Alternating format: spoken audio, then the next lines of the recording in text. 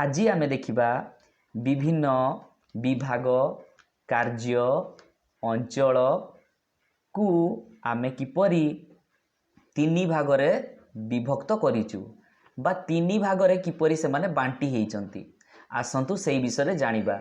मोर आपण को अनुरोध आपण भिडियोटी को शेष जाए निहाती देखिबे जहा फल रे आपण जो विषय रे भाबी भी नथिबे मु आपण को ग्यारंटी देई कहूची आपण सेई सब विषय रे अधिकरु अधिक आइडिया पाई जाई पारिबे एवं भिडियोटी को मझिरे स्किप करिवे नाही। तो आसंतु देखिबा। प्रथमे देखंतु मु लेखि रखिची 3 टाइप्स ऑफ फंड्स। ताहाले हमर फंड्स केते प्रकारर 3 प्रकारर बा जहा को हमें 3 भागरे विभक्त करिचु। देखंतु गोटे हला कंसोलिडेटेड फंड, गोटे हला पब्लिक अकाउंट आउ गोटे हला कंटीजेंसी फंड। वर्तमान आमे जानिबा जे कंसोलिडेटेड फंड कोन।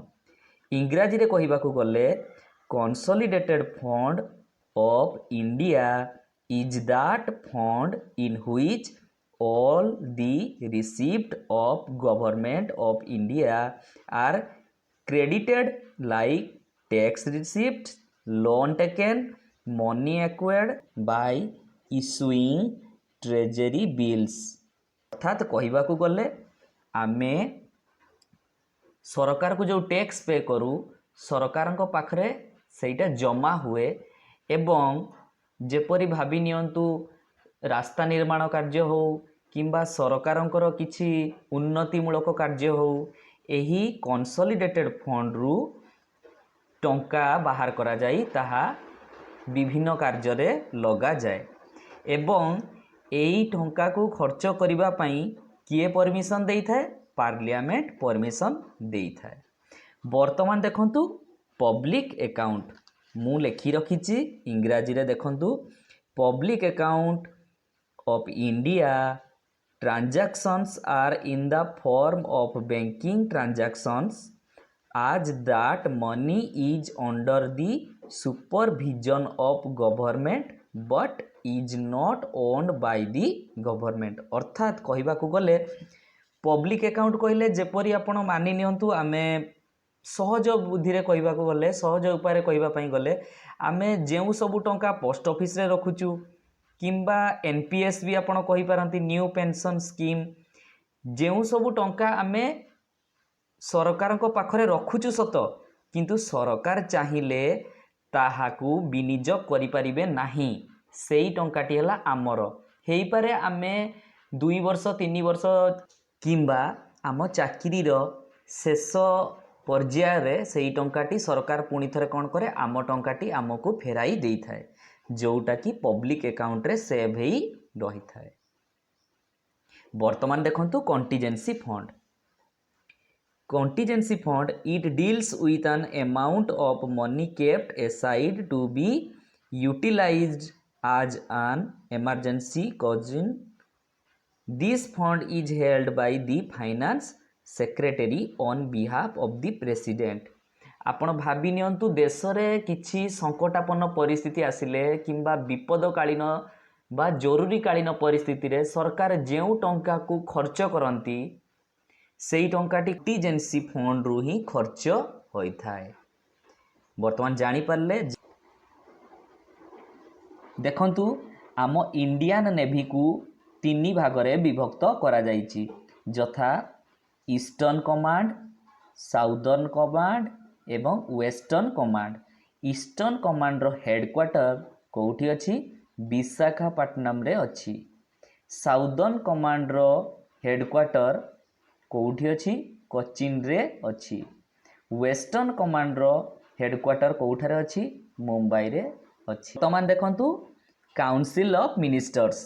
साधारणतः मंत्री पद को नहीं आम मन रे बहुत संदेह जात होता है बा बहुत डाउट मध्य रही तेणु से डाउट को क्लियर करने पई मु छोट प्रयास करिछि। देखंतु साधारणतः आमे काउंसिल ऑफ मिनिस्टर्स को 3 भाग रे विभक्त करिथाउ यथा minister of cabinet rank, minister of state एवं डेप्यूटी मिनिस्टर। तो वर्तमान आसंतु जानिबा मिनिस्टर ऑफ कैबिनेट रैंक कौन। Minister of cabinet rank the cabinet ministers hold the key portfolios such as home, defense, external affairs, atomic energy, petroleum and so on।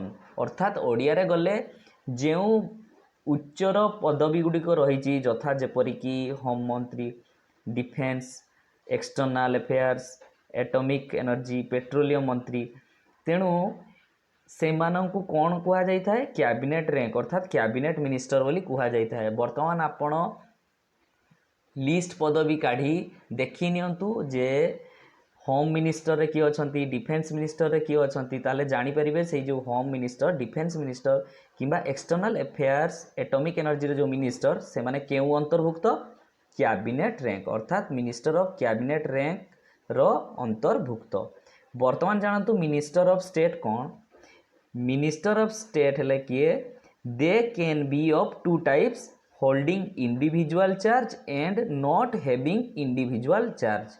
अर्थात minister of state कौन ओडिया रे कहबा को गले एमाने कैबिनेट मिनिस्टर को under रे रही कार्य करिथांती एवं किछि जण अछंती देखंतु टू टाइप्स लिखिछि होल्डिंग इंडिविजुअल चार्जेस जो मानको कि स्वतंत्र पदवी दिया जाई थाए, आउ किछि जण अछंती जो माने कि कैबिनेट मिनिस्टर को अंडर रे रही कार्य करंती। वर्तमान आमे जानिबा डेप्यूटी मिनिस्टर किए।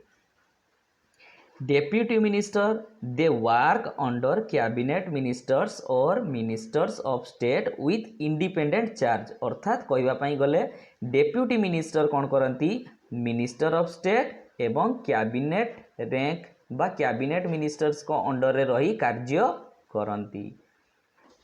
वर्तमान देखंतु इंडियन रेलवे गज अर्थात लंब आम रेल धारणा को साधारणतः तीन भागरे विभक्त करा जाइछि यथा ब्रॉडगज, मेट्रो एवं नेरो। तो कहबा को गले ब्रॉडगज जेउ रेल धारणार व्यवधान केते होइथाय 1.67 मीटर होइथाय एवं मेट्रो रे केते होइथाय 1.00 मीटर्स एवं नेरो रे गोटे धारणार जो व्यवधान बा लंब केते होता है 0.762 और 0.610 मीटर्स होता है।